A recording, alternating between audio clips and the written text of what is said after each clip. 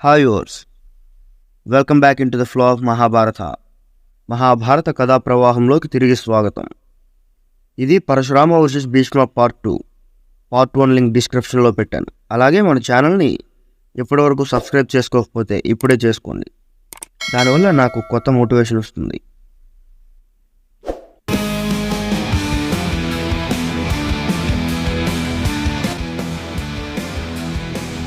మహిమాన్వితమైన బంగారు రథం పైన పరశురాముడు శత్రు దుర్భేద్యంగా ధనుర్బాణాలు ధరించి భీకర స్వరూపుడే నిల్చొని ఉన్నాడు.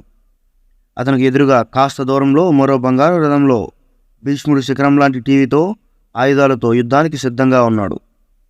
ముందుగా భీష్ముడు గురువైన పరశురాముడి పాదాలకు దాదాపు తాకినట్టే నేలపైన నమస్కార బాణాలు వేశాడు. దానికి పరశురాముడు భీష్ముడి తలపై నుంచి తగిలినట్టు ఆశీర్వాద బాణం వేశాడు. యుద్ధం మొదలైంది. పరశురాముడు శిష్యుడిపైకి బాణాల వర్షం కురిపించాడు. భీష్ముడు వాటిని రథం దగ్గరకు కూడా రాకుండా తుఫాను గాలిలా బాణాలు వేసి వాటిని తిప్పికొట్టాడు. పరశురాముడు భీష్ముడి గుర్రాలకు, సారథికి, భీష్ముడికి నొప్పి కలిగేలా ఒకేసారి 60 బాణాలు వేశాడు. భీష్ముడి బంగారు కవచం రక్తంతో ఎరుపుగా మారింది.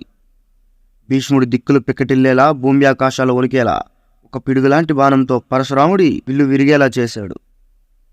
పరశురాముడు ఇంకో విల్లు తీసుకొని 100 పదునైన బాణాలను ఒకేసారి వేసి భీష్ముడి ఒళ్ళు తూట్లు పొడిచాడు. పరశురాముని శక్తి చూసి దేవతలు సైతం ఆశ్చర్యపోయారు. భీష్ముడు కూడా అంతకు మించిన పరాక్రమంతో 100 బాణాలు వేశాడు. అవి పరశురాముడి దేహాన్ని చీల్చుకొని అవతలకు వెళ్ళిపోయాయి. పరశురాముడి గాయాల నుంచి కారిన రక్తం వల్ల ఒళ్ళు తడిసి ముద్దైపోయింది.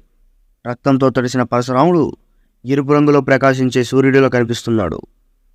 అంత రక్తం కారడం వలన పరశురాముడు కళ్ళు తిరిగి పడిపోయాడు. అది చూసిన భీష్ముడు తీవ్ర శోకంతో, హతవిధి, ఏమి ఈ క్షత్రియ ధర్మం, విద్య నేర్పిన గురువుతోనే యుద్ధం చేసేలా చేస్తుందే అని గురువును బాధించినందుకు తనను తానే తిట్టుకున్నాడు. మూర్ఛ నుండి లేచిన పరశురాముడు తట్టుకోలేని కోపంతో నదీ ప్రవాహంలో ఇవి ఎలాంటివి అని ఊహించి చెప్పలేని శక్తివంతమైన బాణాలు భీష్ముడి పైన వేశాడు. భీష్ముడు కూడా అంతకు మించిన బాణాలు వేసి వాటిని త్రిప్పికొట్టాడు. యుద్ధం మామూలు బాణాల నుండి దివ్యాస్త్రాలు ప్రయోగించే స్థాయికి చేరుకుంది. భీష్ముడు మారుతాస్త్రం వేశాడు. గుహ్యకాస్త్రంతో గురువు తిప్పికొట్టాడు. గాంగేయుడు ఆగ్నేయాస్త్రం వేశాడు. భార్గవుడు వారుణాస్త్రంతో దానిని విరక్కొట్టాడు. ఇలా ఒకరిని మించి ఒకరు యుద్ధం చేస్తున్నారు. ఇంతలో పరశురాముడు ఒక తిరుగులేని అస్త్రాన్ని భీష్ముడి గుండెల్లో దింపాడు. భీష్ముడి రథంలో కూలబడ్డాడు.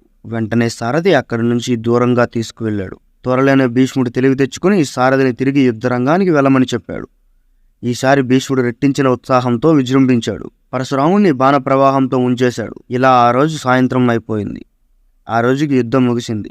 ఇలా ఒకరిని మించి ఒకరు 20 రోజుల పాటు ఎడతెగని యుద్ధం చేశారు. 21వ రోజు తెల్లవారింది. యుద్ధం ప్రారంభమైంది. భీముడు ఉత్సాహంగా బాణాలు వేస్తున్నాడు. పరశురాముడి గుర్రాలకు, సారథికి బాణాలు తగిలాయి. పరశురాముడు తీవ్ర కోపంతో శక్తి అస్త్రం వేశాడు. భీష్ముడి ఒక బాణంతో దానిని విరక్కొట్టాడు. పరశురాముడు మళ్ళీ 10 శక్తి అస్త్రాలు ఒకేసారి వేశాడు. భీష్ముడు తునప్రాయంగా వాటిని ముక్కలు చేసి పడేశాడు. మరికొన్ని శక్తి అస్త్రాలు వేశాడు. ఈసారి భీష్ముడు వాటిని తునాతునకలు చేసి గురువు విల్లు విరగ్గొట్టాడు. భార్గవుడు కొత్త విల్లు తీసుకున్నాడు. కానీ భీష్ముడు చేసిన దాడి తట్టుకోలేక స్పృహ తప్పి పడిపోయాడు. మళ్ళీ చాలా తక్కువ సమయంలోనే లేచి ఈసారి భీష్ముడు తట్టుకోలేని యుద్ధం ఇచ్చాడు. భీష్మునిపై లెక్కలేనన్ని బాణాలు వేశాడు. భీష్ముడు స్పృహ కోల్పోయాడు. సారథి పరశురాముడి బాణాలకు బలి అయిపోయాడు. దాదాపు భీష్ముడు ఓడిపోయాడు. అప్పుడే ఒక అద్భుతం జరిగింది.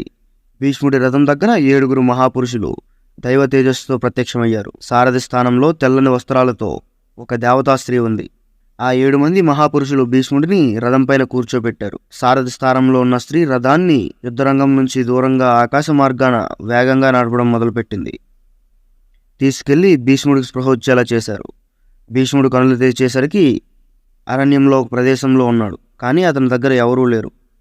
కానీ జరిగిన విషయమంతా భీష్ముడికి లీలగా గుర్తొస్తోంది. రథం నడిపి తనను కాపాడింది తన కన్న తల్లి గంగాదేవి అని గుర్తుపట్టగలిగాడు. మనసులోనే తల్లికి నమస్కారం చేసుకున్నాడు. కానీ ఆ 7 మంది మహాపురుషులు ఎవరు అన్నది ఎంత ఆలోచించినా భీష్ముడికి తెలియడం లేదు. కానీ వారందరూ భీష్ముడి పోలికలతోనే ఉండడం విశేషం. మళ్ళీ భీష్ముడు లేచి సారథి లేకపోయినా ఒక చేత్తో కళ్యాణ్ణి, ఇంకో చేత్తో బాణాన్ని పట్టుకుని యుద్ధరంగానికి వెళ్ళి గొప్ప యుద్ధం చేశాడు. ఆ రోజు సాయంత్రం అయింది. భీష్ముడు తన శిబిరానికి వెళ్ళాడు. రాత్రి పడుకునే ముందు యుద్ధరంగం తనకు సాయం చేసిన మహాపురుషులను తలుచుకుని, మహాపురుషులారా, నేను యుద్ధంలో గెలిచేలా అయితే మీరు నాకు కనిపించండి అని అనుకుని నిద్రపోతాడు. మరికొద్దిసేపట్లో తెల్లవారుతుంది అనగా భీష్ముని కలలో యుద్ధరంగంలో సహాయం చేసిన 7 దివ్య పురుషులు వచ్చి, భీష్మ, ఇది మోహనాస్త్రం. ఈ అస్త్రం మాత్రమే పరశురాముణ్ణి ఓడించగలదు, తీసుకో అని ఇచ్చి దాని మంత్రాన్ని చెప్పారు. తెల్లవారింది. భీష్ముడు కొత్త ఉత్సాహంతో మోహనాస్త్రాన్ని ప్రయోగించడం, తిరిగి వెనుకకు తీసుకోవడం ప్రాక్టీస్ చేస్తున్నాడు. రథానికి కొత్త సారథిని నియమించుకున్నాడు. యుద్ధరంగానికి సిద్ధమయ్యాడు. 22వ రోజు యుద్ధం ప్రారంభమైంది. భీష్మ, మళ్ళీ వచ్చావా? నిన్న సగం చచ్చావు. ఈరోజు పూర్తిగా చంపి నీ మదాన్ని అనుస్తా. క్షత్రియులందరినీ చీల్చి చెండాడిన నీ గురువు పరాక్రమం మర్చిపోయావా అని పరశురాముడు అంటాడు. ఆచార్య, మీరు అంత పని చేసి ఉండొచ్చు, కానీ అప్పటికి ఈ గంగాపుత్రుడు జన్మించలేదు. ఇప్పుడు నేను మీ ఎదురుగా ఉన్నాను. ఈ ముల్లోకాలలో మీ ఆటలు ఇంకా సాగవు అని ఒకరి మధ్య ఒకరు కాసేపు మాటల యుద్ధం జరిగాక భీష్ముడిపైకి పరశురాముడు కొన్ని భయంకరమైన బాణాలు వేశాడు. భీష్ముడు కింద పడుతూ తనను తాను తమాయించుకొని ఒక శక్తివంతమైన అస్త్రంతో పరశురాముడు గుండెల్లో కొట్టాడు. పరశురాముడు మళ్ళీ స్పృహ తప్పాడు. కానీ అతి కొద్ది సమయంలోనే లేచి విల్లు తీసుకుని నిప్పులు చెరుగుతున్న కళ్ళతో, క్రోధంతో నిండిన చూపులతో, ఈసారి మామూలు అస్త్రాలతో పని అవ్వదు అని బ్రహ్మాస్త్రం ప్రయోగించాడు. బ్రహ్మాస్త్రం అంటే ఇప్పటి అణుబాంబు లాంటిదని చెప్పుకోవచ్చు. దీని శక్తి ముందు ఎవరూ నిలబడలేరు. భీష్ముడు కూడా బ్రహ్మాస్త్రాన్ని ప్రయోగించాడు. 2 బ్రహ్మాస్త్రాలు ఆకాశంలో ఢీకొని పెద్ద శబ్దంతో ప్రళయాన్ని సృష్టించాయి. భూమి ఆకాశాలు తెల్లని వెలుగుతో నిండిపోయాయి. అదే సమయంలో భీష్ముడు తనకి వసూలు ఇచ్చిన మోహనాస్త్రాన్ని ప్రయోగించడానికి మోహనాస్త్రాన్ని ఆవాహన చేశాడు. దాని శక్తికి జడ పదార్థాలు కూడా భయపడ్డాయా అనేటట్టు చుట్టూ ఉన్న ప్రాంతమంతా ఒక్కసారి వణికింది. అస్త్రాన్ని వెంటికి తగిలించి సంధించడానికి సిద్ధంగా ఉన్న సమయం. ఆగు భీష్మ, ఇంత కర్కశంగా గురువుని చంపడానికి ప్రయత్నిస్తున్నావు. ఇది ఎంత ఘోరం, ముందెప్పుడూ చూడలేదు. ఆపు భీష్మ, అనవసరంగా గురుహత్యా దోషాన్ని మెడన వేసుకోకు అని చెప్తాడు నారదుడు. ఈలోగా వసువులు కూడా ఆకాశ మార్గంలో వచ్చి, అవును భీష్మ, గురుహత్య మహాపాపం, అస్త్రప్రయోగాన్ని విరమించుకో అని చెప్తారు. వారి మాట ప్రకారం మోహనాస్త్రం వేయలేదు, కానీ ఇదివరకు ఉన్న బ్రహ్మాస్త్రం శక్తిని మరికొంత పెంచాడు. అప్పుడు పితృదేవతలు అయిన జమదగ్ని తదితరులు వచ్చి గాంగేయుడిని ఊరడించి చూశారు. భీష్ముడి దగ్గర తనను జయించే మోహనాస్త్రం ఉంది, కానీ అది ప్రయోగించలేదు అని తెలిసి గురుడు ఓడినట్టే భావించాడు. ఈలోపుగా జమదగ్ని తదితరులు, నాయనా భార్గవ, బ్రాహ్మణుడు అయిన నీకు ఇంత కోపం తగదు, శాంతించు. భీష్ముడు అష్టవసువుల్లో ఒకడు, అతనికి ఇప్పుడు మరణం లేదు. రాగల కాలంలో నరుడు అర్జునుడిగా జన్మించి ఇతడిని సంహరిస్తాడు అని చెప్పి బ్రహ్మాస్త్రం వెనకకి తీసుకోమంటారు.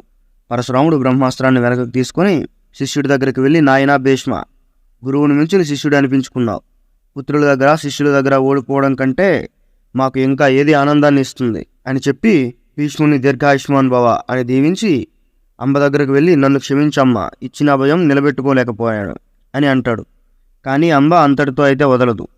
అయితే భీష్మునికి మోహనాస్త్రాన్ని ఇచ్చింది ఎవరో కాదు, అష్టవశువులు. వారు ఎవరో తెలియాలి అంటే డిస్క్రిప్షన్లో MB2 లింక్ ఇస్తాను, దానిలో చూడండి. ఈ వీడియో మీకు ఇన్ఫర్మేటివ్గా ఉంటే ఈ వీడియోకి ఒక లైక్ ఇవ్వండి, మీ అభిప్రాయాన్ని కామెంట్ చేయండి, నచ్చితే షేర్ చేయండి, తప్పకుండా సబ్స్క్రైబ్ చేయండి.